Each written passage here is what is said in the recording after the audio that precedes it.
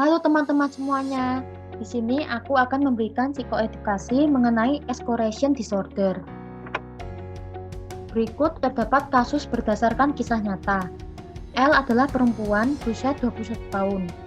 Ia memiliki penyakit eksim sejak kelas 3 SD. Ia mengetahui jika dirinya memiliki penyakit tersebut saat ke puskesmas dan didiagnosa dengan penyakit tersebut. Penyakit eksim yang dideritanya ini ternyata tidak bisa disembuhkan. Salep yang ia dapatkan dari puskesmas hanya bisa meredakan sebentar saja.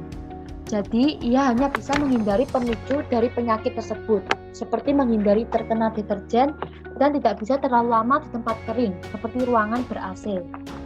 Saat penyakit eksimnya kambuh, L merasakan sakit yang cukup mengganggunya, dan biasanya penyakit tersebut kambuh karena deterjen.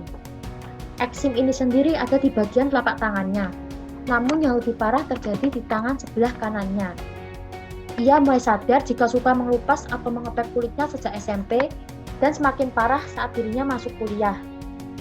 Saat kulitnya terasa kasar, ia akan mengelupas kulit tersebut agar kulitnya rata dan akhirnya menimbulkan luka.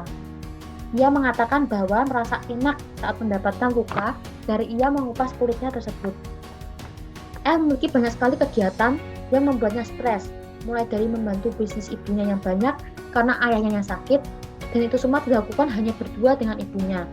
Di sisi lain, ia juga kuliah dan mengikuti organisasi di kampus, sehingga ia merasa tekanan yang ia miliki sangat besar dan banyak, sehingga menimbulkan stres.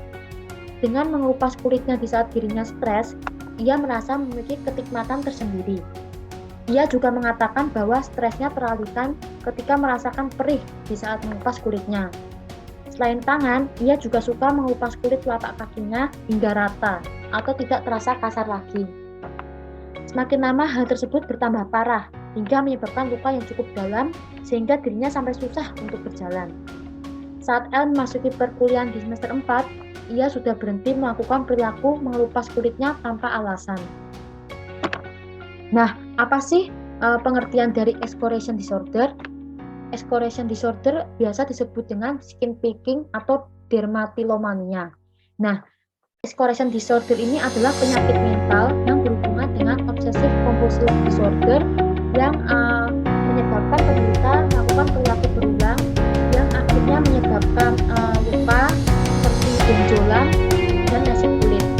Nah, biasanya penderita memilih untuk melakukan hal tersebut karena kebiasaan atau adanya dorongan dari Lalu apa sih gejala-gejala dari escalation disorder ini? Yang pertama, penderita mengalami gangguan psikologis, fisik, dan sosial yang signifikan akibat pengambilan kulit secara berulang. Lalu pengambilan kulit berulang yang menyebabkan lesi kulit, upaya berulang untuk mengurangi atau menghentikan perilaku. Gejala-gejala tersebut tidak disebabkan oleh suatu zat kondisi medis atau dermatologis. Lalu gejalanya tidak lebih baik dijelaskan oleh gangguan kejiwaan lain. Lalu mengorek loteng, benjolan, jerawat atau lesi kulit lainnya sampai mereka berdarah lagi atau meradang. Biasanya penderita juga mengorek kulit di sekitar kuku jari tangan dan kaki mereka. Nah, pada kasus L tadi, dirinya juga mengorek kulit di sekitar kuku jari tangannya dan juga di bagian kakinya. Terus selanjutnya mencoba menghilangkan ketidaksempurnaan. Maksudnya adalah biasanya penderita merasa bahwa escalation disorder yang dideritanya adalah suatu ketidaksempurnaan. Sehingga saat mereka melihatnya, mereka akan mencoba berulang kali untuk menggaruk atau menghilangkan kulit. Dan penderita menghabiskan banyak waktu untuk mengambil atau mencabut kulitnya beberapa kali sehari. Kadang memilih beberapa jam pada suatu waktu. Penderita akan menghindari atau tidak mengikuti acara-acara yang ada di publik seperti acara yang bertemu dengan orang-orang karena kondisi kulitnya. Pada kasus L, dirinya tidak menghindari acara-acara di publik karena dia merasa hal tersebut tidak perlu disembunyikan. Lalu selanjutnya ada beberapa orang dengan gangguan escalation disorder ini akan menghindari tempat yang membutuhkan sedikit pakaian atau pakaian terbuka seperti tempat gym dan pantai. Lalu, apa sih penyebab terjadinya escalation disorder? Tidak ada penyebab spesifik untuk gangguan ini. Namun bukti menunjukkan bahwa gangguan ini lebih sering terjadi pada individu dengan gangguan obsesif kompulsif dan orang tua, saudara kandung atau anak-anak mereka daripada populasi umum, menunjukkan bahwa ada kecenderungan genetik terhadap kondisi tersebut. Lalu adanya infeksi, ruang ataupun cedera yang menimbulkan korban terluka. Nah, biasanya penderita itu akan merasa gatal yang tak tertahankan. Lalu karena digaruk terlalu keras, akhirnya menyebabkan kulit berdarah, lalu membentuk luka baru. Lalu selanjutnya ada stres. Bagi beberapa orang ataupun penderita gangguan ini, sering melakukan pengobatan kulit atau membidik kuku tersebut adalah sebagai upaya dari mereka untuk menghilangkan rasa stres dan juga cemas. Pada kasus L, dirinya mengalami exploration disorder karena stres dan juga adanya infeksi ataupun luka. Jadi dirinya merasa jika saat mengupas kulitnya akan memberikan keterangan bagi dirinya dan mengurangi rasa stresnya. Lalu apa sih dampak dari exploration disorder ini? Yang pertama, menyebabkan jaringan saraf permanen. Kedua, kulit berubah warna.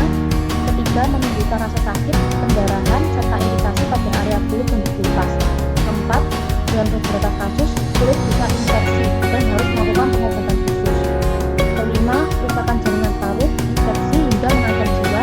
Lalu yang keenam, pada beberapa kasus bahkan perlu untuk melakukan pemberian karena kerusakan jaringan saraf atau infeksi.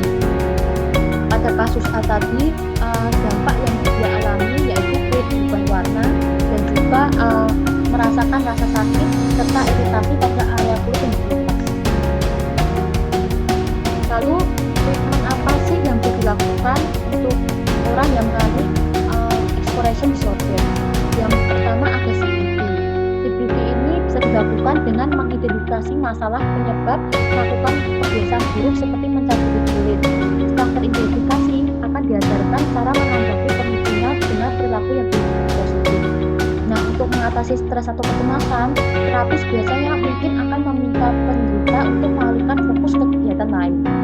Terapi ini juga membantu dalam memahami bagaimana pikiran dan pola perilaku terkait untuk mengurangi perilaku berulang, serta belajar bagaimana mengubah pikiran.